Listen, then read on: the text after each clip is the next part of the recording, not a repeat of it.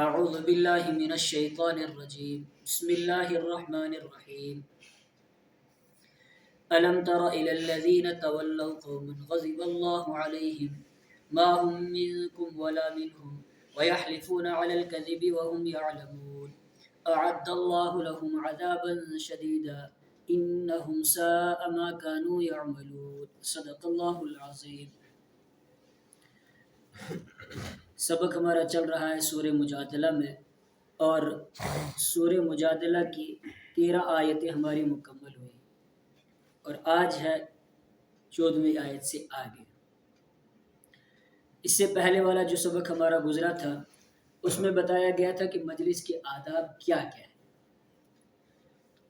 کہ اگر مجلس میں مجمع بہت زیادہ ہے اور اگر کوئی باہر سے آ رہا ہے تو تمہیں چاہیے کہ تم سمٹ کر کے بیٹھ جاؤ۔ جب تم سے کہا جائے کہ سمٹ کر کے بیٹھ جاؤ تو سمٹ کر کے بیٹھ جایا کرو، تاکہ آنے والے کے لیے کیا نکلے، جگہ نکل سکے، جگہ بن سکے۔ اور اسی طرح اگر مجلس کا جو بڑا ہے، امیر ہے، سربراہ ہے، وہ اگر مناسب سمجھے اور کسی کو مجلس سے اٹھنے کا حکم دے دے تو تمہیں کیا کرنا چاہیے؟ اس کی بات پر برا نہیں منانا چاہیے، بلکہ اس کی بات کو مان کر کے تمہیں مجلس سے اٹھ جانا چاہیے تاکہ آنے والوں کو جگہ مل سکے۔ اور تیسرا بتایا تھا منافقین شرارتیں کرتے تھے، آپ علیہ الصلوۃ والسلام سے تنہائی میں وقت لیتے تھے، اور آپ علیہ الصلوۃ والسلام ان کو وقت دے بھی دیتے تھے، لیکن وہ وہاں شرارتیں کرتے تھے دوسرے مسلمانوں کو، جو مخلص مسلمان تھے، مخلص صحابہ تھے، ان کے ساتھ ان کو تکلیف پہنچانے کے لیے وقت بہت زیادہ لگا دیتے تھے۔ اس پر صدقے کا حکم نازل ہوا کہ جب بھی تمہیں رحمت عالم صلی اللہ علیہ وسلم کے ساتھ تنہائی میں بات کرنی ہو تو پھر پہلے کیا کر دیا کرو؟ صدقہ دے دیا کرو۔ اور اس پر کیا کسی نے عمل کیا تو حضرت علی رضی اللہ تعالیٰ عنہ فرماتے ہیں کہ میں نے اس پر کیا کیا ہے؟ عمل کیا ہے، کیونکہ مجھے اپنے گھر والوں کے بارے میں کچھ ضروری مشورہ کرنا تھا تو میں نے صدقہ کیا اور آپ علیہ الصلوۃ والسلام سے تنہائی میں بات کی، اور اس کے بعد اللہ نے اس حکم کو کیا کر دیا؟ منسوخ کر دیا۔ کیوں منسوخ کر دیا؟ جب صدقے کا حکم نازل ہوا تو جو غریب قسم کے صحابہ تھے، فقراء جو تھے، ان کے لیے تو پریشانی ہو گئی کہ ہمیں جب بھی آپ علیہ السلام سے کوئی تنہائی میں بات کرنی ہوگی تو صدقہ دینا پڑے گا، اور ہمارے لیے کیا ہے؟ مشکل ہے۔ اس لیے اللہ نے اس حکم کو کیا کر دیا؟ منسوخ کر دیا۔ آج کا سبق پھر یہودیوں کی یہ منافقین کے شرارتیں، یہ کیا کرتے ہیں؟ منہ سے تو کہتے ہیں کہ ہم کیا ہیں؟ مسلمان ہیں، لیکن دوستیاں ان کی کن کے ساتھ ہے؟ دوستیاں ان کی یہودیوں کے ساتھ ہے، دوستیاں ان کی ان لوگوں کے ساتھ ہے جن پر اللہ کا غضب نازل ہوا ہے، اور یہ نہ تم میں ہے اور نہ ان کے ساتھ ہے، نہ یہ تمہارے ساتھ ہے اور نہ یہ ان کے ساتھ ہے۔ یہاں تمہارے پاس آتے ہیں تو کہتے ہیں کہ ہم پکے مومن ہیں، ادھر جاتے ہیں ان کے پاس تو کیا کہتے ہیں؟ وہ کہتے ہیں کہ وہ تم سے کہتے ہیں تم تو مسلمان ہو، کہتے ہیں نا ہم مسلمان ہیں، بس یوں ہی مذاق کرنے کے لیے ہم ان کے ساتھ جاتے ہیں، ہم ان کا مذاق اڑانے کے لیے جاتے ہیں، ہم تو تمہارے ساتھ ہیں۔ الم تر الی الذین، کیا تو نے نہیں دیکھا، الی الذین، ان لوگوں کی طرف، تولوا، جنہوں نے دوستیاں لگائی ہیں، قوما، ایسے لوگوں کے ساتھ، غضب اللہ علیہم، جن پر اللہ کا غصہ نازل ہوا ہے۔ یعنی یہ منافقین دوستیاں لگانے والے منافق ہیں، اور جن پر غصہ نازل ہوا اللہ کا وہ کون ہے؟ وہ یہودی ہیں۔ تو ان کی دوستیاں کن کے ساتھ ہیں؟ یہودیوں کے ساتھ ہیں۔ ما ہم منکم، نہیں ہے وہ، منکم تم میں سے، ولا منہم، نہ ان میں سے۔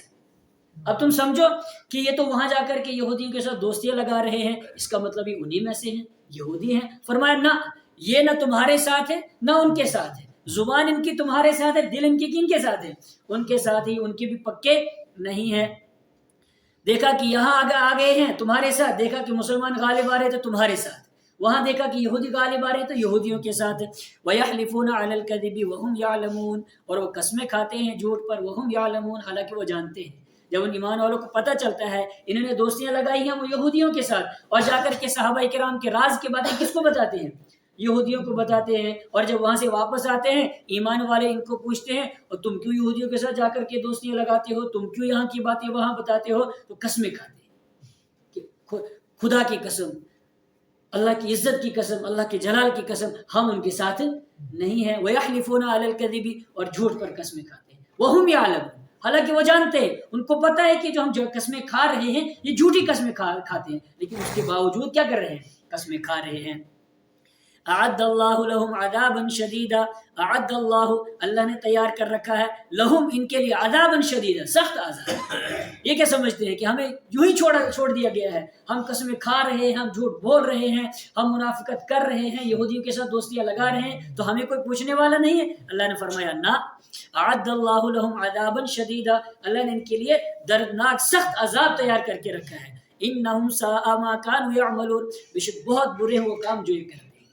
یہ جو کام کر رہے ہیں، اللہ کے حبیب کی مجلس میں اگر اللہ کے حبیب یہ کہہ دے کہ مجلس سے اٹھو، کسی کو اٹھنے کا حکم دے دے، تو یہ وہاں لان تان کرتے ہیں، برا مناتے ہیں، اور جا کر کے یہودیوں کے ساتھ دوستیاں لگاتے ہیں۔ یہ بہت برے کام ہیں۔ اور کیا کام ہے ان کے؟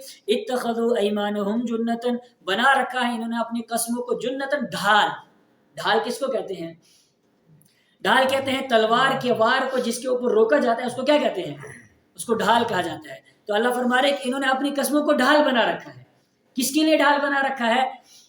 جنگ سے بچنے کے لیے۔ کس سے بچنے کے لیے؟ جنگ سے بچنے کے لیے، سزا سے بچنے کے لیے انہوں نے اپنی قسموں کو ڈھال بنا رکھا ہے۔ وہ کیسے؟ اگر پتہ چل جائے کہ یہ پکے کافر ہیں، تو پھر جب کافر شرارتیں کرتے ہیں، ان کی شرارتوں پر ان کے ساتھ کیا کی جاتی ہے؟ جنگ کی جاتی ہے۔ تو یہ قسمیں کھاتے ہیں اور کہتے ہیں قسم بخدا ہم تو پکے مومن ہیں، ہم تو تمہارے ساتھ ہیں۔ تو انہوں نے اپنی قسموں کو کیا بنا رکھا ہے؟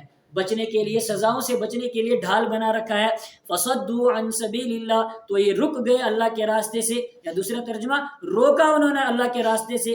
فلہم عذاب مہین، تو ان کے لیے ذلیل کرنے والا، رسوا کرنے والا عذاب ہے۔ کیسا عذاب ہے؟ اللہ نے فرمایا کہ ان المنافقین فی الدرک الاسفل من النار، کہ منافق لوگ جہنم کے سب سے نچلے طبقے میں ہوں گے۔ وَلَن تَجِدَ لَهُمْ نَصِيرًا، اور تو ان کے لیے کوئی مددگار نہیں پائے گا۔ لن تغنی عنہم اموالہم ولا اولادہم من اللہ شیئا، کچھ کام نہیں آئے گا ان کی اولاد جو ہے یہ بھی ان کے کوئی کام نہیں آئے گی، ولا اولادہم، اور نہ ان کی اولاد ان کے کام آئے گی، من اللہ، اللہ کے مقابلے میں، شیئا، کچھ بھی۔ اولئک اصحاب النار، یہ جہنم والے ہیں، یہ آگ والے ہیں، ہم فیہا خالدون، اس میں ہمیشہ رہیں گے۔ تو کب ہوگا یہ عذاب؟ یہ عذاب، یہ جو جہنم کے اندر داخلہ ہوگا، یہ کب ہوگا؟ اللہ فرما رہے یوم یبعثہم اللہ، جس دن اللہ ان کو دوبارہ زندہ کرے گا، جمیعاً، سب کے سب کو، فیحلفون لہ، تو یہ قسمیں کھائیں گے اللہ کے لیے، کما یحلفون لکم، جیسا کہ تمہارے لیے قسمیں کھاتے ہیں۔ انسان کا جیسا مزاج ہوتا ہے اس کو اس کی عادت پڑ جاتی ہے، جس چیز کی عادت پڑ جائے پھر وہ چھوٹتی نہیں ہے۔ اب چونکہ دنیا کے اندر ان منافقوں کو یہ عادت پڑ گئی ہے کہ جب بھی کوئی گڑبڑ کر کے آتے ہیں، برائی کر کے آتے ہیں ایمان والوں کے سامنے، تو کیا کرتے ہیں؟ قسمیں کھاتے ہیں، یحلفون، قسمیں کھاتے ہیں۔ اب جب آخرت کے دن اللہ رب العزت ان سے پوچھے گا تم نے شرارتیں کی، تم نے یہودیوں کے ساتھ دوستیاں لگائی، تم نے اللہ کے حبیب کو تکلیف پہنچائی، تم نے سرگوشیاں کی، تم نے اللہ کے حبیب، اللہ کے جو حبیب کے جو صحابہ تھے ان کو تکلیف پہنچائی، تو یہ کیا کریں گے؟ وہاں پر بھی اللہ کے سامنے کیا کہیں گے؟ قسمیں کھائیں گے۔ اللہ کہے گا تم نے منافقت اختیار کی، اللہ کے سامنے قسمیں کھائیں گے، تیری عزت کی قسم، تیرے جلال کی قسم، ہم نے منافقت اختیار نہیں کی۔ اللہ فرما رہے کہ اللہ کے سامنے بھی قسمیں کھائیں گے، کیوں؟ چونکہ عادت پڑ گئی ہے کس کی؟ قسمیں کھانے کی، تو اللہ کے سامنے بھی قسمیں کھائیں گے، اور پھر کیا کریں گے؟ وَيَحْسَبُونَ أَنَّهُمْ عَلَى شَيْءٍ، اور گمان کریں گے کہ وہ کسی چیز پر ہے۔ یعنی دنیا کے اندر صحابہ کے سامنے، ایمان والوں کے سامنے، رحمت عالم صلی اللہ علیہ وسلم کے سامنے جب یہ قسمیں کھایا کرتے تھے تو اللہ کے حبیب کیا کہتے تھے؟ ٹھیک ہے چلے جاؤ۔ صحابہ کیا کہتے تھے؟ ٹھیک ہے تم قسمیں کھا رہے ہو، قسم کھا رہے ہو، تو ٹھیک ہے چلے جاؤ۔ لیکن یہاں پر بھی سوچیں گے اوہو شاید کام چل جائے گا، جیسے دنیا میں کام چلتا تھا، وَيَحْسَبُونَ أَنَّهُمْ عَلَى شَيْءٍ، گمان کریں گے وہ کسی چیز پر ہے، کہ دنیا کے اندر جس طرح بچ جاتے تھے، کچھ نہ کچھ کام بن جاتا تھا، یہاں پر بھی کچھ کام بنے گا۔ اللہ فرما رہا ہے الا سنو انہم ہم الکاذبون، یہی جھوٹے ہیں، یہ جھوٹے ہیں، آج یہاں کام نہیں چلے گا۔ استحوذ علیہم الشیطان فانساہم ذکر اللہ، دشمن جب دشمن پر حملہ کرتا ہے تو جب غلبہ حاصل ہو جاتا ہے تو سب سے پہلے دشمن سے کیا کرتا ہے؟ اس کے ہتھیاروں کو چھین لیتا ہے تاکہ دوبارہ حملہ نہ کر سکے، اور ہتھیار چھیننے کے بعد پھر ان کو کیا کر لیتا ہے؟ اپنا غلام بنا لیتا ہے، اور پھر جدھر چاہتا ہے ان کو وہاں چلاتا ہے، وہاں لگا لیتا ہے، جدھر چاہتا ہے وہاں ان سے کام لے لیتا ہے۔ اللہ فرما رہے استحوذ علیہم الشیطان، یہ منافق لوگ ایسا کرتے کیوں ہیں؟ اس لیے کر رہے استحوذ علیہم الشیطان، شیطان نے ان پر قبضہ کر لیا ہے، شیطان نے کیا کر لیا ہے؟ ان پر قبضہ کر لیا ہے، اور ان کا جو ہتھیار تھا وہ کیا کر لیا ہے؟ چھین لیا ہے، اور وہ ہتھیار کیا تھا؟ شیطان سے بچنے کا اور شیطان پر حملہ کرنے کا جو ہتھیار تھا وہ تھا اللہ کا ذکر. اب شیطان ان کو کیا کر دیا؟ اللہ کے ذکر سے غافل کر دیا ہے. فَأَنْسَاهُمْ ذِكْرَ اللَّهِ، تو بلا دیا ان کو شیطان نے اللہ کا ذکر. شیطان کے ذکر سے ان کو کیا کر دیا؟ شیطان نے اللہ کی یاد سے ان کو کیا کر دیا ہے؟ غافل کر دیا ہے، اللہ کی یاد سے دور کر دیا، ان سے ہتھیار چھین لیا ہے. اولئک حزب الشیطان، یہ کس کی پارٹی ہے؟ یہ اب شیطان کی پارٹی بن گئی ہے. اور شیطان کی پارٹی بن گئی ہے، جہاں چاہتا ہے شیطان کو کیا کر لیتا ہے؟ لگا لیتا ہے. الا ان حزب الشیطان هم الخاسرون، سنو تو کیا شیطان ان پر غالب آ گیا ہے؟ یہ تو بہت زیادہ ہے تعداد میں، ایمان والے تو بہت کم ہیں. ان کے پاس تو طاقت آ گئی ہے، ایمان والوں کے پاس کوئی طاقت نہیں. اللہ فرما رہے جتنی مرضی طاقت آ جائے شیطان کی پارٹی کے پاس، شیطان کے ماننے والوں کے پاس جتنی چاہے کیا آ جائے، طاقت آ جائے، قوت آ جائے، جتنی چاہے تعداد کیا ہو جائے، زیادہ ہو جائے. الا سنو ان حزب الشیطان، بے شک شیطان کی پارٹی هم الخاسرون، وہی نقصان اٹھانے والی ہے. خسرت دنیا والآخرہ، دنیا کے اندر بھی ذلیل ہوگی اور آخرت کے اندر بھی کیا ہوگی؟ ذلیل ہوگی. ان الذين يحادون الله ورسوله، بے شک وہ لوگ جو مخالفت کرتے ہیں اللہ کی، مخالفت کرتے ہیں اللہ کے رسول کی، اولئک فی الاذلین، یہی ذلیل ترین لوگوں میں سے. جو اللہ کی اور اللہ کے رسول کی کیا کرتا ہے؟ مخالفت کرتا ہے، یہ ذلیل ہونے والے ہیں. دنیا کے اندر بھی ذلیل ہوں گے اور آخرت کے اندر بھی کیا ہوں گے؟ رسوا ہوں گے. آخرت کے اندر بھی کیا ہوں گے؟ ذلیل ہوں گے. اللہ کی مخالفت کرنے کا کیا مطلب؟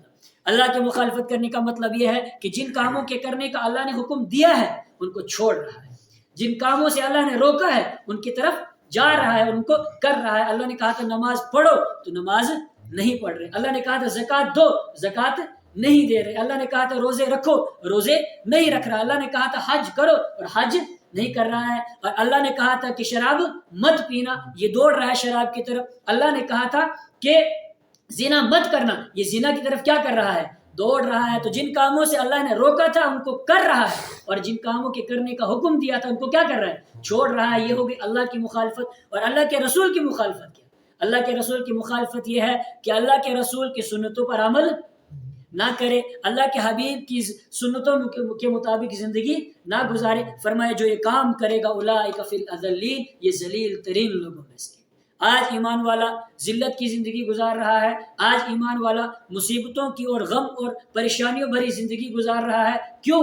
اس لیے کہ اس نے اللہ کی مخالفت کی، اللہ کے حبیب کی کیا ہے؟ اس نے مخالفت کی ہے. اس لیے آج ایمان والا ہر جگہ ذلیل اور رسوا ہو رہا ہے، ذلت والی زندگی گزار رہا ہے. اگر آج بھی ایمان والا اللہ کے احکام پر آ جائے، کھڑا ہو جائے، اللہ کے حبیب کی سنتوں کے مطابق زندگی گزار لے، تو آج بھی ایمان والا کیا ہو سکتا ہے؟ یہ عزت بری زندگی گزار رہا ہے، ذلت سے بچ سکتا ہے. کیوں؟ اس لیے کہ بدر کے اندر اگر ایمان والوں کو اللہ نے فتح دی تھی، بدر کے اندر اللہ نے اگر ایمان والوں کی مدد فرمائی تھی، تو وہ اللہ آج بھی اسی طاقت کے ساتھ موجود ہے. حنین کے اندر آج جس طاقت کے ساتھ اللہ حنین میں تھا، آج بھی اس طاقت کے ساتھ اللہ موجود ہے. لیکن اگر بدلا ہے تو کون بدلا ہے؟ اس وقت صحابہ تھے، وہ اللہ کے احکام کو پورا کرنے پر ایڑی چوٹی کا زور لگاتے تھے. اور آج انسان بدل گئے، آج ایمان والے بدل گئے. آج بھی اگر ایمان والا ایمان کے تقاضوں کو پورا کرے، ایمان پر مضبوطی کے ساتھ کھڑا ہو جائے، تو آج بھی اللہ کی طاقت آ سکتی ہے. کیوں آئے گی اللہ کی طاقت؟ کتب اللہ لأغلبن انا ورسلی، اللہ نے فرما دیا ہے، اللہ نے لکھ دیا ہے، لأغلبن، ضرور بالضرور میں غالب آؤں گا، وانا ورسلی، اور میرے رسول غالب آئیں گے. میں بھی غالب آؤں گا، میرے رسول بھی غالب آئیں گے. کیا مطلب؟ کہ اللہ کا جو دین ہے، ایمان والے جو ہیں وہ آج بھی غالب آ سکتے ہیں. تو ضرورت کس چیز کی ہے؟ کہ ہم اللہ کے احکام کو کیا کریں؟ پورا کریں. اللہ کے حبیب صلی اللہ علیہ وسلم کی سنتوں کو پورا کریں. تو اللہ کا یہ وعدہ آج بھی پورا ہو کر کے رہے گا کہ لأغلبن انا ورسلی، میں بھی غالب آؤں گا اور میرے رسول بھی غالب آئیں گے. کیوں؟ ان اللہ قوی عزیز، بے شک اللہ تعالیٰ قوی، طاقت والا ہے. اللہ کی طاقت سے بڑھ کر کے کوئی طاقت نہیں ہے. کوئی پارٹی چاہے کتنی مضبوط ہو جائے، کوئی پارٹی چاہے کتنی بڑی ہو جائے، لیکن جتنی طاقت اللہ کے پاس ہے، اللہ جتنا طاقتور ہے، دنیا کی کوئی بھی پارٹی، دنیا کی کوئی بھی جماعت اللہ کی طاقت سے بڑھ کر کے اس کی طاقت نہیں ہے. اللہ نے فرمایا ان اللہ، غالب اس لیے آؤں گا کہ اللہ تعالیٰ قوی، طاقت والا ہے، عزیز، سب پر غالب ہے.